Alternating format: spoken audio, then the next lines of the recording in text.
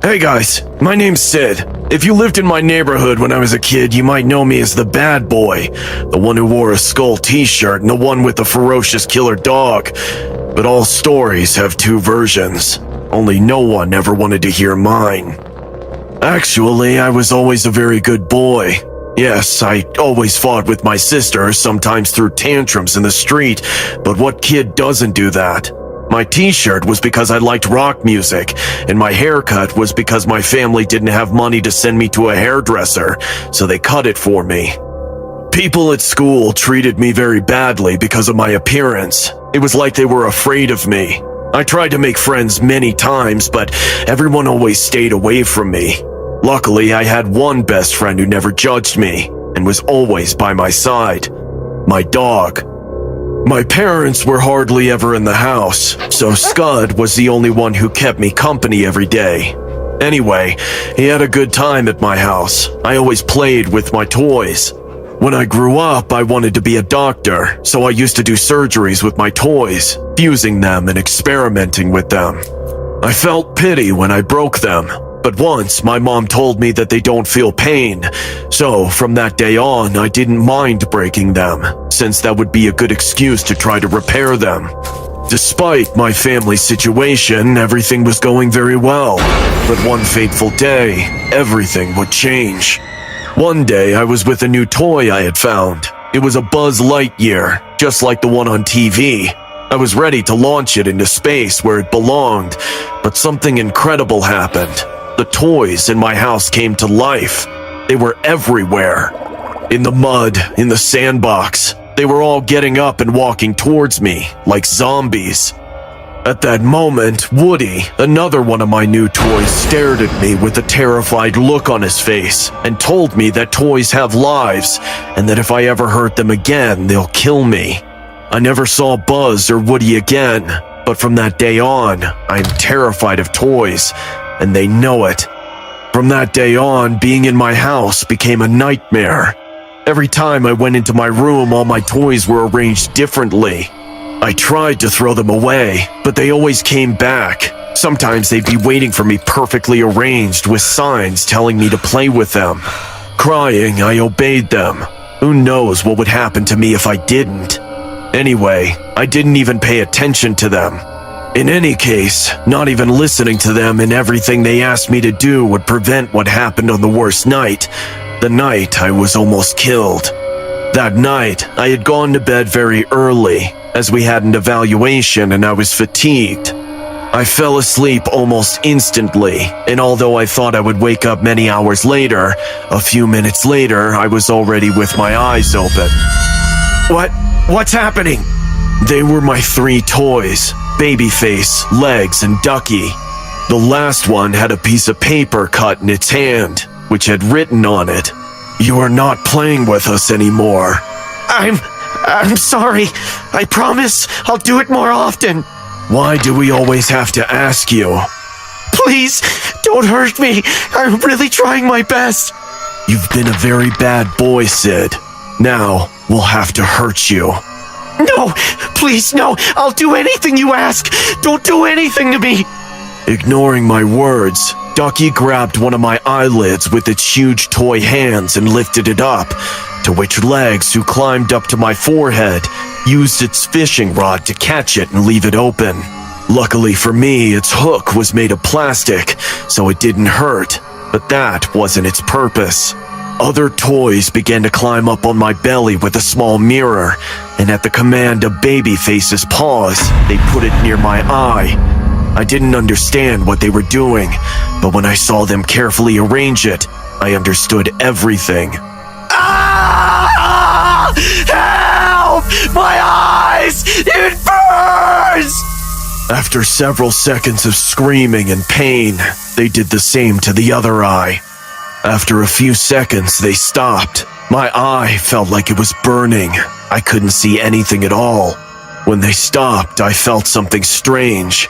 While I was screaming, toy soldiers came into my mouth. I tried to close it, but Babyface used its claws to leave it open, while with its head it mocked me. Already inside my mouth, a few soldiers ran towards my throat. I started, Were they trying to kill me? Had I hurt them so much that they hated me so much? I felt like fainting, but hearing all the screams. And to my rescue, my dog ran into my bed. And when it jumped on top of me to attack the toys as it always does, the bed gave up and broke, allowing me to break free. I coughed up all the soldiers and desperately ran out of my room, but I still couldn't see anything. I crashed into everything in front of me until, as soon as I managed to get out of the room, I fell down the stairs. Already on the floor, I felt that my body was not reacting. I couldn't feel my arms or my legs. Possibly I had broken them. I opened my eyes slowly, trying to clear my vision. Babyface was in my face, looking at me with that terrifying baby smile.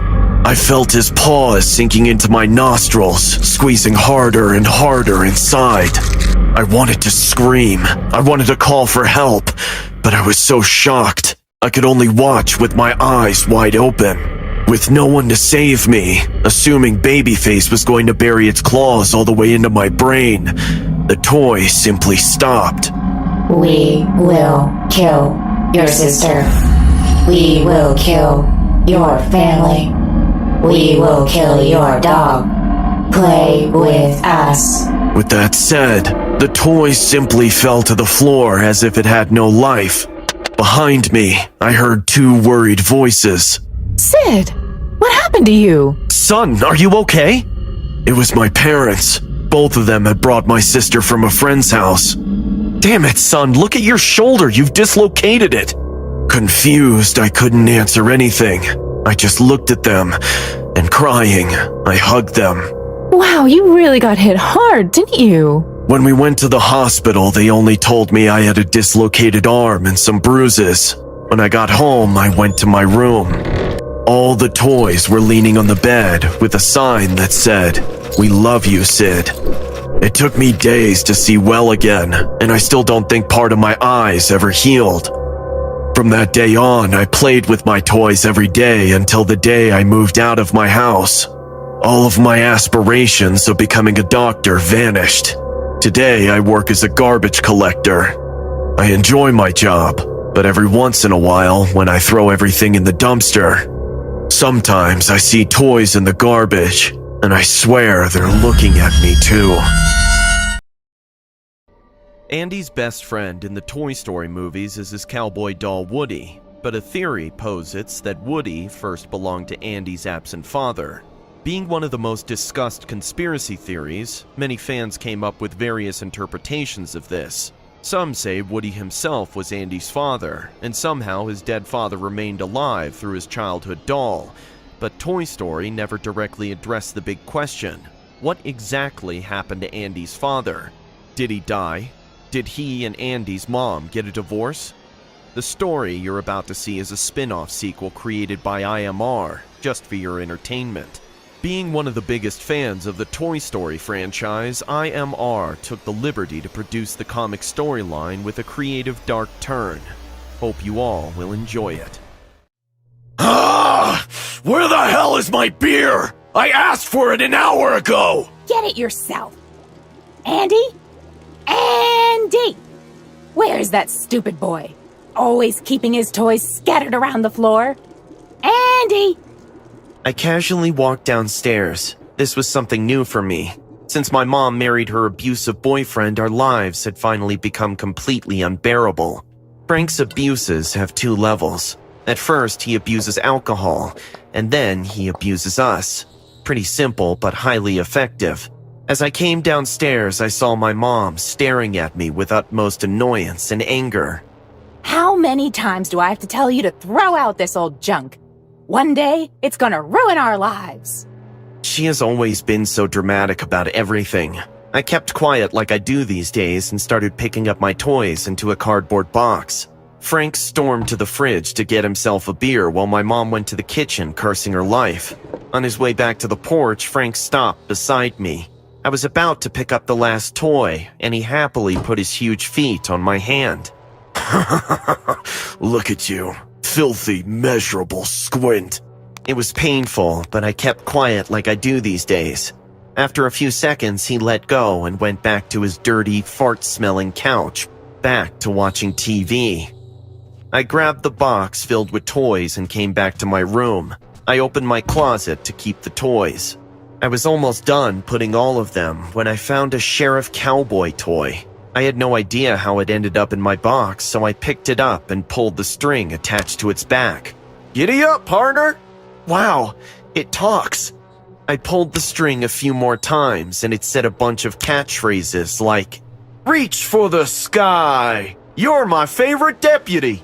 The toy's clothes were old and had dirt on them. I took it to the bathroom and cleaned its shirt. I slept hugging it that night. For the first time in a while, I missed my dad. I hardly think about him. He died when I was a little kid. Tears rolled down my eyes as I thought about him. I looked at the cowboy doll. I wish you could come alive.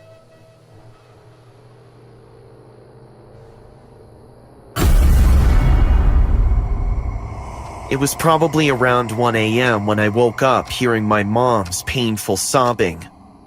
No, Frank, please. Just leave me, okay? I don't want to be with you anymore. I realized drunk Frank is again beating my mom. I came downstairs and found my mom on the ground. Her lips were bleeding, probably from a punch or a slap, and Frank was standing next to her with his leather belt in one hand. Leave you?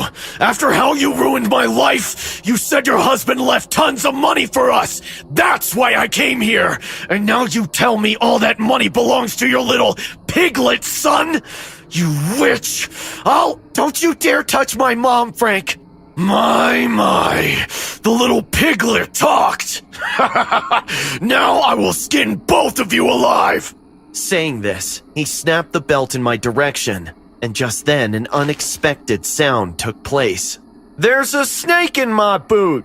What the hell is this? I don't know how my cowboy doll ended up on the living room floor. Frank's accidental stepping over him made it talk. What a hecked up family is this? He raised his leg to stomp on my doll in anger. I lunged at him, screaming, "No! Leave him alone!" But he pushed me away and I fell on the floor. Frank then went on stomping over the doll and screaming in joy. There goes your ragged puppet! I'll do the same thing to you too! The doll was getting smashed, but then suddenly Frank stopped. He grabbed his chest and fell on the floor like he was having a heart attack. No! Frank! My mom screamed. Frank's body started shaking and his skin swelled up. Thousands of blisters started popping on his face, arms, every inch of his body. He looked like a man built with transparent water balloons. Slowly, he blew up into a big barrage balloon.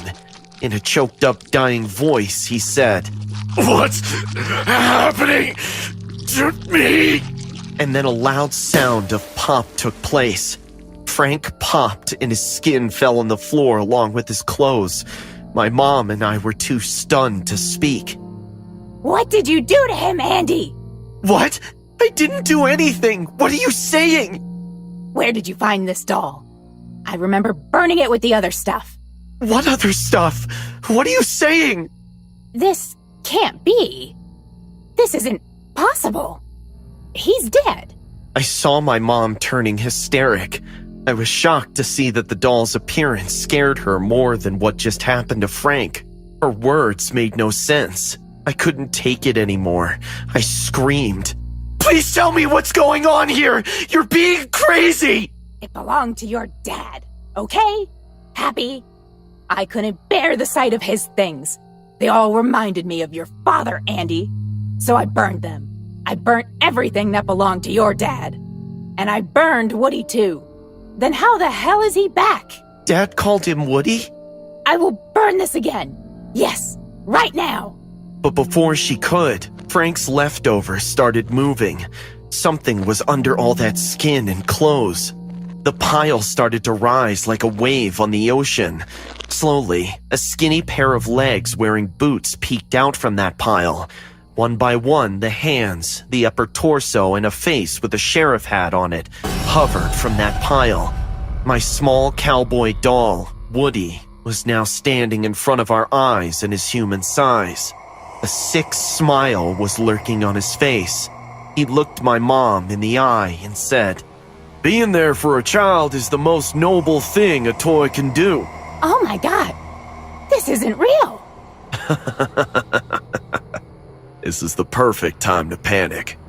And he picked up Frank's belt and started chasing my mom around the house. Time to straighten things up. My mom ran to save her life, and Woody didn't let her breathe for 1 second. There came a point when she collapsed on the ground and started panting, and the final truth came out of her mouth. I'm sorry, okay? I admit it. I killed him. Yes, it was me. I poisoned him every single day for his money. But please let me go. You killed my dad? You killed that one person who loved me? Fury and heartbreak took over me.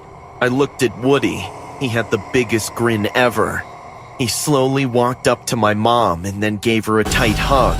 He hugged her so tight that my mom's face smashed like a jelly bean. But instead of blood or fluid, cotton balls came out of her mouth. Strings of thread rolled down from her eyes. And then, an explosion of puffy cotton balls took place, leaving her skin and clothes on the ground. Like Frank, she was gone too. I finally have peace in my life now. Woody and his new girlfriend take good care of me. We call her Bo Peep.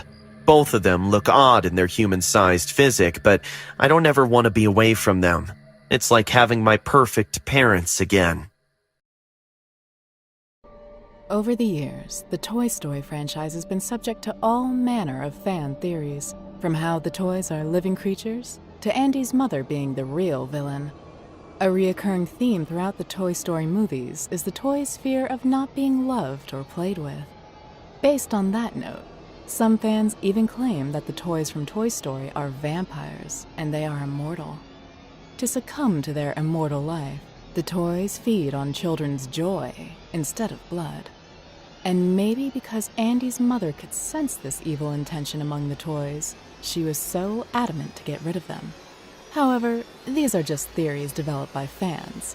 IMR Scary Tales thought to go creative by giving this theory a dark yet entertaining touch. Enjoy. My daughter Chrissy used to be a huge fan of Toy Story when she was 5 years old. She was obsessed with the weird mutant toys, and among them, the baby face was her favorite. As creepy as it sounds, it was true. Kids sometimes fancy weird things that make no sense to grown-ups. She would beg me to buy her the baby face toy, but I didn't because of its scary attire. One day, I was cleaning the house when I heard my husband talking to Chrissy in a hush-hush voice. Now, don't tell Mom, okay? She would be angry if she knew I made this for you. I love you, Dad. This is exactly what I wanted. I went to Chrissy's room and saw my husband Daniel giving a box to Chrissy. What are you guys up to? What's in that box, Daniel?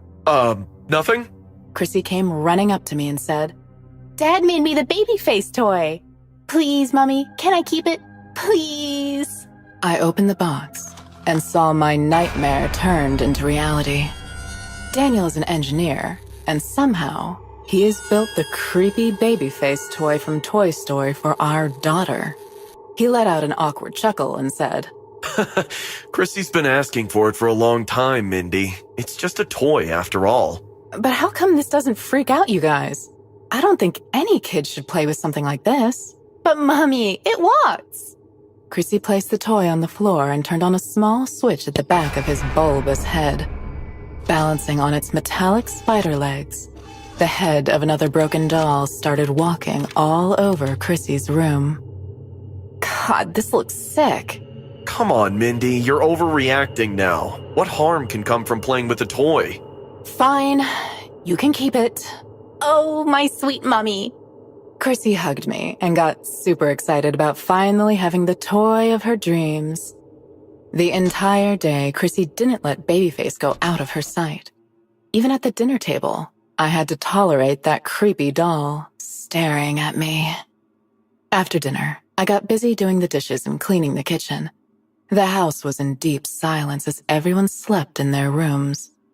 Before going to bed, I thought of checking on my daughter. I walked into her room, trying my best not to wake her up. Chrissy was sleeping like a little lamb, and beside her laid Babyface, with one broken eye and its outrageous metallic legs. This was my chance. I picked it up to throw it in the bin, and to my surprise, Chrissy opened her eyes. What are you doing with Babyface? Nothing, just keeping it on the shelf. You lie! You were gonna throw him away! No, why would you think that, Chrissy? He just told me. He heard your heart. A cold shiver ran down my spine. Just then, I felt a sharp pain on my finger like a giant bee stung me, and I dropped the toy on the floor. You've made him angry. Now, he is going to punish you, Mummy. What? What are you?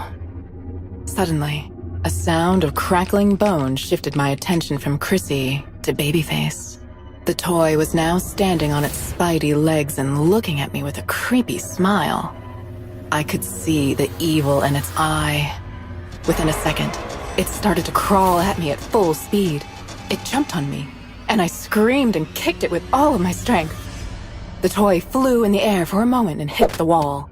Its creepy metal legs broke like shattered glass, and I sat down on the floor. I was panting. I thought, finally it was over. The damned cursed toy is dead now. But my relief didn't last long. As soon as the toy broke, something horrible happened. Thousands of small Babyface toys started coming out of its big bulbous head. Yes, an army of Babyfaces filled Chrissy's room. Get Mommy, go, get her! Chrissy started clapping and laughing, seeing these monsters attack me. Before I could get up and run, they were all over my body like a herd of spiders. They were crawling everywhere. On my hands, my legs, my hair, my face, even got inside my clothes. Their tiny metal legs pierced through my skin. I was getting injected with 1,000 needles at the same time. Ah! Save me! Save me! Daniel! Help me! Ah! No matter how hard I tried to get the creepy crawlers away from me, more and more of them started coming at me. I thought this was it. I will be eaten alive by these Babyfaces. Somehow they all came alive and sensed my hatred for them. Oh God, if I knew how vengeful and dangerous they are, I would have never pissed them off. I would have loved them and feared them just like Chrissy. Please, if I could only have one more chance. I swear, I will be their mother too. But I guess it's too late now. I was drowning in a swarm of Babyfaces. They were laughing like baby vampires. The cuts they made on my body, I could feel them sucking my blood from those wounds. As they drank my blood, their heads turned red. I was in hell, and no one came to my rescue. Slowly, the will to live started dying in my heart. This is what you deserve, Mommy. This is what happens when you hate Babyface. Chrissy mocked me sitting on her bed. I couldn't believe my daughter was against me. Slowly, her face started changing into the creepy toy. My beautiful daughter's head got replaced by the one-eyed broken doll head. I couldn't take it anymore. Not my daughter! I shook my body with all my strength, and the crawling toys deflected. Once I freed myself from their grasp, I lunged at Chrissy, who wasn't my daughter anymore. I grabbed the bulbous head and started smashing it into the wall. You took my daughter! I will kill you! I will kill you! You cursed doll! This will be the end of you! Die! Die! Die! I went on smashing the doll's head on the wall. I didn't stop, didn't hesitate, just kept screaming. Die! Die! Die! Mindy! What did you do? It was Daniel's voice that brought me back to this world. I wanted to tell him I killed Babyface. We finally got rid of this haunted toy, but then I noticed my hands. To my horror, they were drenched in blood. Human blood. As I looked at my daughter's bed, the ground beneath my feet swept away. All hell broke loose. It wasn't a baby face whom I thought I was smashing into the wall. The wall had blood stains, and fresh blood was dripping down it. Chrissy's lifeless little head hung from the edge of the bed, and I realized what the toy made me do. It made me kill my daughter. There were no swarms of small baby faces, as if there never were. Only the baby face toy that my husband made for Chrissy was lying broken in the corner.